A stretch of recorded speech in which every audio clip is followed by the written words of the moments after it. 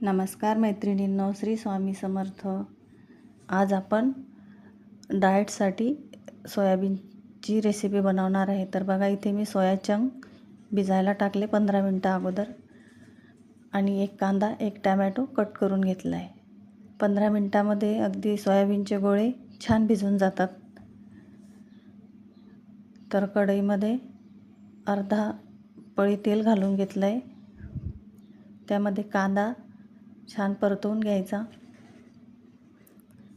डाएटसाठी ही recipe छान आहे अगदी, कारण आपण नेहमीच नुसतं काकडी, टॅमॅटो, गाजर, बीट वगैरे खाऊन नाही राहू शकत. तर संध्याकाळच्या टायमाला किंवा रात्री झोपताना ज्यांना डाएट करायचं आहे त्यांनी अशी रेसिपी ट्राय करू शकता. तर बघा, मी कांद्यामध्ये टॅमॅटो छान फ्राय करून घेतलं आहे नरम होईपर्यंत. खायला छान लागतं. त्यामध्ये आपण काकडी, कांदा वगैरे कट करून घातलं ना तर अजून छान लागेल. पण माझ्याकडे आज काकडी नव्हती. अगदी थोडंसं मिरची पावडर टाकली मी त्यामध्ये, थोडीशी चव येण्यासाठी. थोडंसं मीठ घालून घेतलं आहे, म्हणजे ते खायला छान लागतात आणि त्यामधून आपल्याला भरपूर असं प्रोटीनसुद्धा मिळतं आणि आपलं डाएटसुद्धा फॉलो होतं.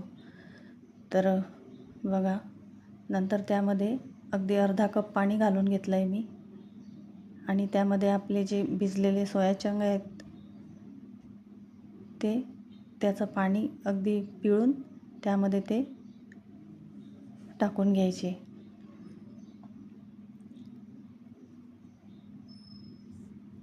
बघा, अशा प्रकारे पाणी घातल्यामुळे काय होतं, मीठ आणि जे आपण तिखट घातलं आहे त्याचं पाणी त्या गोळ्यांमध्ये छान मिसळलं जातं आणि खायला ते छान लागतात नुसते. पण आपलं डाएटही फॉलो होतं, उपाशी राहिल्या जात नाही.